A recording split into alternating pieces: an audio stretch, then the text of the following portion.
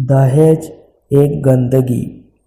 उत्तर प्रदेश में दहेज के लिए 2000 से अधिक महिलाओं की हत्या, बिहार में 1000 से अधिक महिलाओं की हत्या, मध्य प्रदेश में दहेज के लिए 500 से अधिक महिलाओं की हत्या, राजस्थान में 400 से अधिक महिलाओं की हत्या दहेज के कारण और दिल्ली में 100 से अधिक महिलाओं की हत्या दहेज न देने के कारण कर दी गई। और ऐसे कितने राज्य होंगे जिसमें महिलाओं को प्रताड़ना दी जाती होगी दहेज न देने के कारण। आज के इस मॉडर्न ज़माने में चाहे लड़की कितनी पढ़ी लिखी क्यों ना हो, अपने पैरों पर खड़ी हो, मगर शादी के लिए लड़की वालों को दहेज की मांग पूरी करने के लिए दबाव सहना पड़ता है। दहेज के कारण केरल के तिरुवनंतपुरम की 28 साल की एक ट्रेनी डॉक्टर ने सुसाइड कर ली।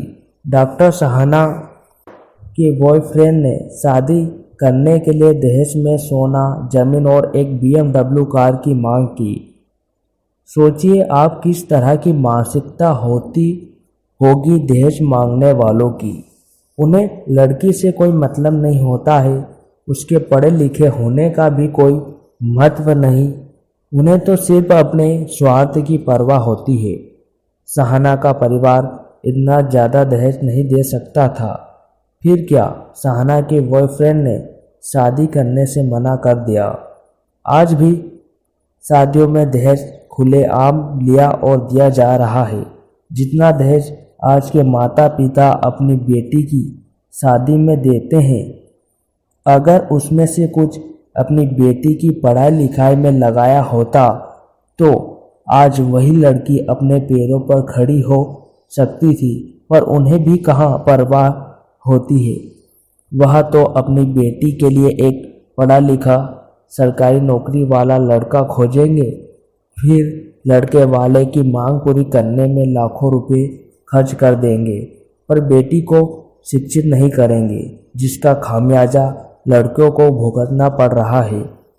राष्ट्रीय अपराध रिकॉर्ड ब्यूरो NCRB के अनुसार 2022 में देश में कुल 58,84,946 आपराधिक मामले दर्ज किए गए, जिनमें से 4,45,256 मामले महिलाओं के खिलाफ हुए अपराध के हैं। लड़की के माता पिता उन लोगों को अपनी बेटी न दे जो दहेज के लालची हो। अब जानते हैं आप क्या कर सकते हैं अगर कोई दहेज की मांग करता है। दहेज प्रताड़ना होने पर कैसे कानून की मदद ले सकते हैं, जानते हैं कि दहेज प्रताड़ना क्या होता है। भारतीय कानून में दहेज लेना और देना दोनों ही अपराध की श्रेणी में आता है। इसके लिए इंडियन पीनल कोड में सजा का प्रावधान है। दहेज न मिलने पर या फिर दहेज की मांग करने के लिए लड़की के घरवालों और लड़की का उत्पीड़न किया जाता है, उसके साथ क्रूरता की जाती है, तो उसे दहेज प्रताड़ना कहते हैं। क्रूरता का मतलब यह होता है कि होने वाली दुल्हन, उसके घर वालों और लड़की को इतना परेशान किया जाए कि वह सुसाइड करने की कोशिश करे या कर ले और उसका शारीरिक तौर पर नुकसान हो जाए। दहेज प्रताड़ना में उत्पीड़न के मामले इन आधारों पर तय होते हैं।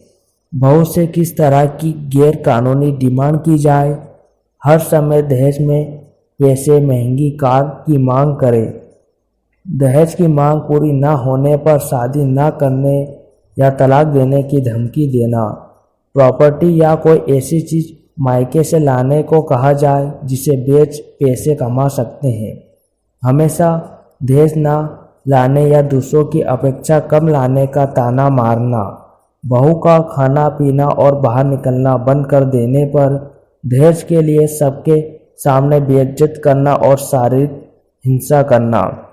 कानून में दहेज प्रताड़ना की सज़ा IPC की धारा